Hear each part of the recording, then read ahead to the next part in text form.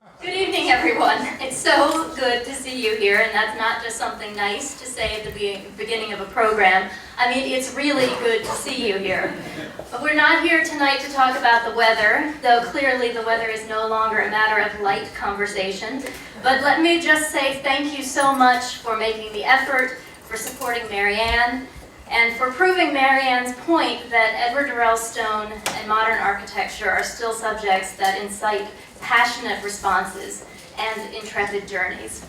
I'm Kate Wood, and some of you may remember me as the executive director of Landmark West for 11 years, including several years during which the battle to save 2 Columbus Circle was raging. Landmark West led that fight, and as you can see by glancing out the window, we lost that fight. But we gained a very dear friend in the process, Marianne Hunting, who at the time was working on her dissertation on Edward Durell stone and was among the first scholars to come forward and defend 2 Columbus Circle. Many others subsequently followed in her footsteps during what goes down as arguably one of the most aggressive, high-profile, politically charged, broad-based preservation advocacy efforts in New York's history. I think I finally met Marianne face-to-face in this very room.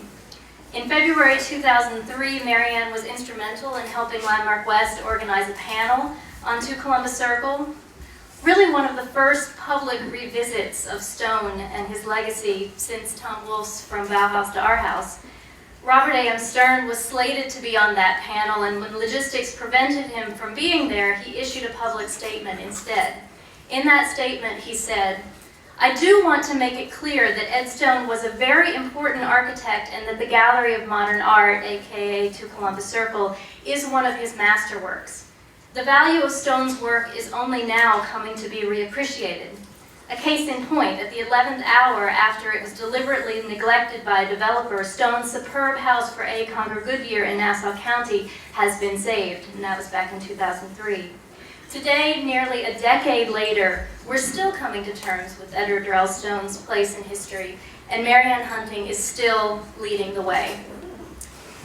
Those are some personal reflections. Others, more scholarly than I, will speak, I'm sure, to Marianne's prodigious research, the depth of her analysis, the sparkling quality of her prose, and I am honored to be the one to introduce them.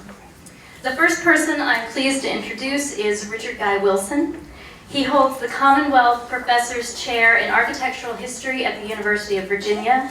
His specialty is the architecture, design, and art of the 18th to the 20th century, both in America and abroad. Richard's connection to modernism is more than academic. He was born in LA, the home of everything new, and grew up in a house designed for his parents by the leading modernist Rudolf Schindler. He has directed the Victorian Society's 19th century summer school since 1979, and this is where he and Marianne first crossed paths. They have at least one other thing in common, and that is that Richard also has just published a book, his 16th, Edith Wharton at Home, Life at the Mountain. So let me introduce Richard Guy Wilson.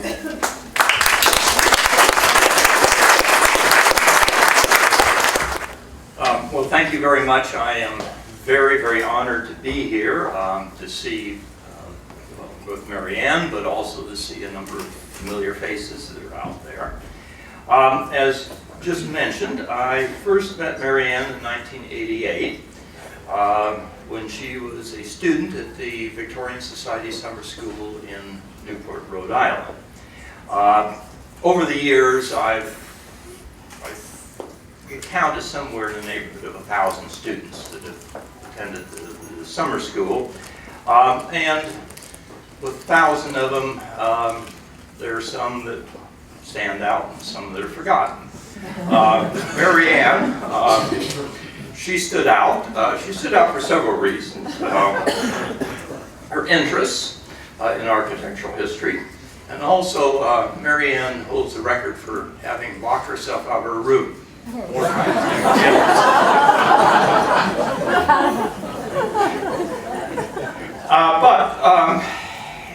Marianne did go on, and we've been in touch over the years. She was chairman of the Victorian Society's alumni group, the summer schools. She worked on the Ogden Codman exhibit, which was opened here at the National Academy of Design that Pauline Metcalf put together. And then we stayed in touch, and I was one of the readers on her dissertation. Now, as Marianne knows, and any of you that have been involved in this knows, first there is, excuse me, first there's the term paper, and that can be a pain, but then there is the dissertation. Oh my God. Will the research ever end? Will I ever get finished with going off there to Fayetteville, Arkansas? The writing, endless. And then, of course, there's your advisors. Me, Kevin Murphy, and others who always have little comments and so forth to make about it. But that gets done. And then the book. And the rewriting. And the illustrations. And the on and the on and the on. And finally, it's there. And that's what we have tonight. The book is there. And it is very important. Now, on Marianne's book, and this is just a sort of a personal reflection, but in contemplating it and contemplating the types of history subjects that are written on that do, and in this case here, these are very much my personal observations. Of course, they're right, but, the types of history that we do create over time. And keep in mind that history isn't just a bunch of facts. It's just not a pile of New York Times over here. It's an interpretation.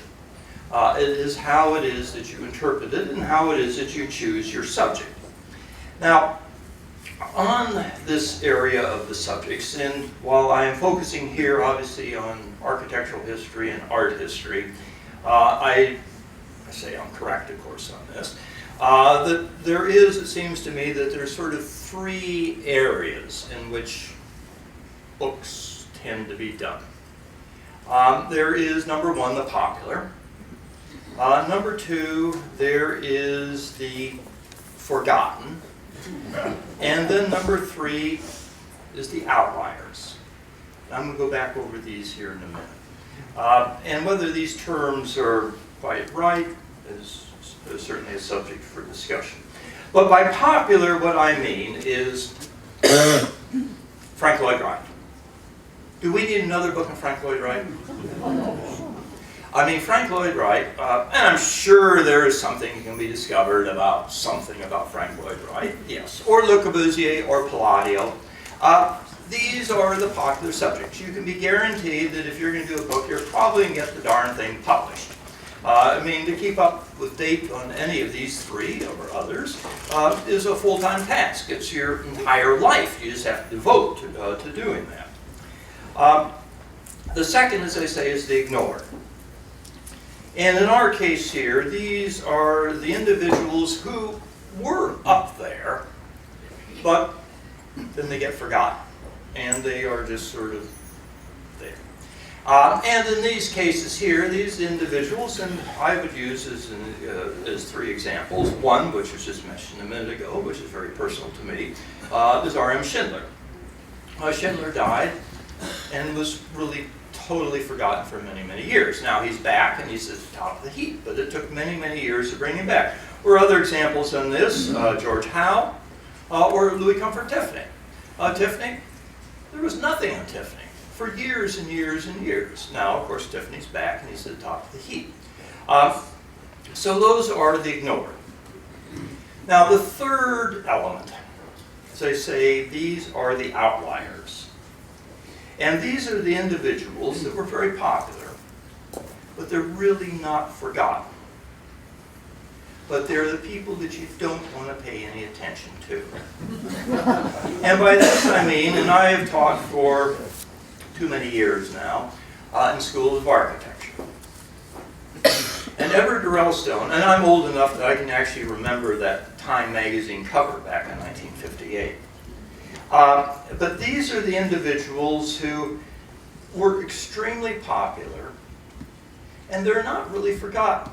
And I can tell you this, that in the School of Architecture, and I do have stone in my course on 20th century architecture, and I have been actually upbraided by architects. Why in the hell are you putting stone in? He doesn't belong in. And this is what I mean. These are the type of individuals who have been viewed as irrelevant. And as examples of this, I would say Richard Morris Hunt, or McKim Mead and White, which is also very personal to me in another way, or Hector Guimard, the French architect. I mean, he was up the top. You know, you can't go to Paris, you don't run into Hector Guimard. But at the same time, there was absolutely nothing. Some of you I'm sure know, he's buried here in New York. Totally forgotten. Now he's back. But for years he was ignored and considered out. Or you might say Borromini and the whole Baroque. And so this is where stone, I think, fits in. Edward Durell Stone was an extremely important figure. Enigmatic in many ways, yes, and complicated in many ways. But he created, and I'm sorry, we aren't going to look at it out there, but he created an architecture that you can't go in any city in this country that you're not going to see his influence. And in many places you can see his buildings. But you can't go anywhere that you don't see the impact of Edward Durell Stone. He is everywhere. And so, as I say, this is what is very, very important, it seems to me, in the writing of history. Yeah, there's the popular people, very ignored, but then there are those that are the really controversial. And it's so important to be bringing these back into our focus and trying to understand them. And it's a challenge. And that's one of the things that Mary Ann has done. Now let me just conclude that this past Friday night, I was at the Kennedy Center in Washington, D.C.